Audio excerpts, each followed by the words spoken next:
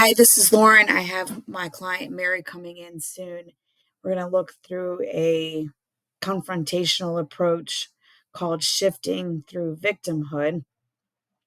A little bit about my client is she has an anxiety disorder. Her original goal presented to me was that she wanted to feel less overwhelmed and irritable about implementing science in the classroom. But more recently, she is trying to work through some anxiety about being evaluated by a certain administrator. Mary, thanks for meeting with me today. I hope you believe that I'm trying to interrupt these thoughts about my evaluation not going well, but I'm still struggling and need some help. You're welcome. The grooves in your brain have pathways that run deep, and it will take an incredible amount of patience, practice, and time to counter them. You're doing the right thing, which is to practice and still look for additional support. Until your brain's proficient at interrupting your thoughts, I can help you work through the feelings you have about your upcoming evaluation. You seemed really receptive of trying out the cycle of an emotion the other day, so I decided to use the drama triangle exercise with you today. Are you interested in trying a different exercise? Mary. I'm interested in feeling less triggered about being evaluated. I have to go through this a couple of times a year and it always messes with my mind. How do you know this exercise will work? Will this take just as much patience, practice, and time? I need something to work soon. I told her, as with anything, there are benefits and drawbacks. Are you interested to know more about the drama triangle before we use it, or do you want to dive in? Mary, I prefer you share about them first. A benefit from this exercise is that it's done right now and you get relief today. However, what you learn today can be applied at any time. Another pro is that it doesn't take any practice or patience. One trade off is that you would need to be vulnerable. In my opinion, you've already shown you can be vulnerable. I encourage you to give it a try. Mary, that sounds all right with me. What do I have to do? I said, you can reshare your thought process. Can you reshare your thought process that's causing you a lot of emotions?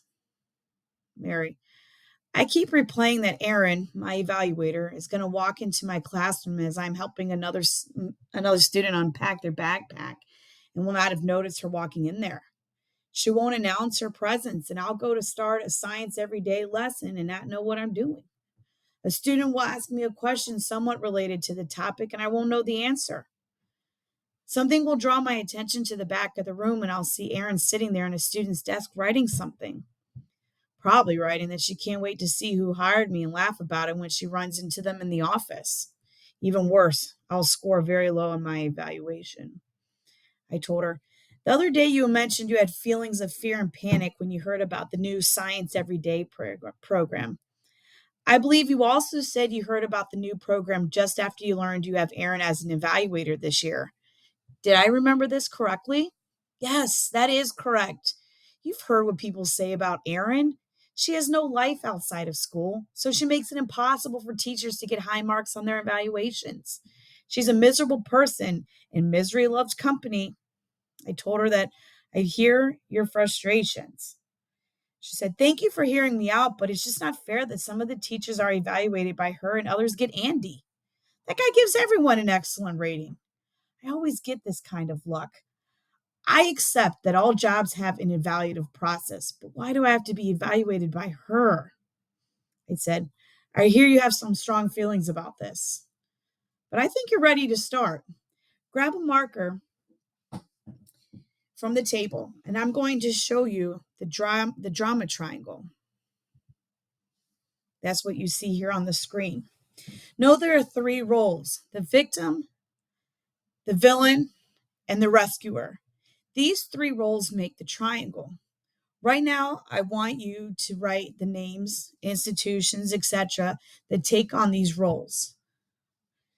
Mary goes to write, obviously, Aaron is the villain. I think that Andy is the rescuer because he could do my evaluation and I'd get a perfect score. The victims are all of those who are on Aaron's list to be evaluated. I said, are you able to name any emotions that are coming up for you right now? She said, now I'm just annoyed and angry. So many great teachers will be marked lower than they should. We don't get to hear how great we're doing. Now we'll also be marked as needs improvement or even unsatisfactory in our permanent file. Can I give you a moment alone with your thoughts?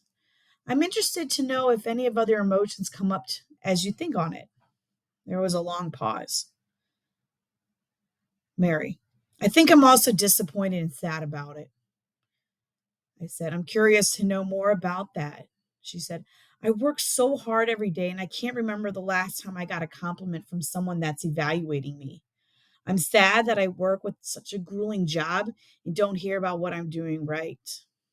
I told her, I get you. I understand why you feel that way. Thanks for being vulnerable with me right then. Can I get you to be vulnerable one more time? I believe you're going to benefit from the next couple of questions. I'll try. I feel a little better just getting these feelings off my chest. How do you benefit from making Aaron the villain? There was a long pause. Mary said, I have someone to blame if I don't do well on the evaluation. I can blame her for being too strict and not seeing if there was really something I wasn't good at, that maybe I'm not that good of a teacher. And she began to cry. I said, wow, that is an incredible insight. Your vulnerability and insight are a strength of yours. The drama triangle is a strange thing. It makes us think we're safe from being blamed, but when asked point blank how we benefit from blaming others, we reflect something profound from within us. Coming to those earth-shattering conclusions allow us to see what we have to do to find a solution. It forces us to think and be unbelievably introspective. Mary said, I see what you're saying, and that hurt my ego a bit. I know now why you said I needed to be vulnerable. I can't let anyone know I think I might not be good enough. I didn't want to admit that to myself. And I asked, well, what might come from this line of thinking?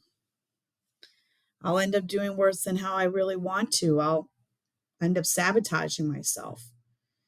So I said, moving forward now, how do you want to feel about being evaluated by Aaron? I want to believe that even if I don't get my validation in the way of a compliment or a perfectly scored evaluation, I am still proud of my work. I further asked, what would happen if you accepted that you are whole, creative, and resourceful? How would you see the situation then? I would see I have power in how I feel about it. I can be creative. I can also reach out to you for support and enroll in the district's best practice science instruction course. I would take the anxious energy I have been spending fighting Aaron and use it to do things I know make me a better teacher.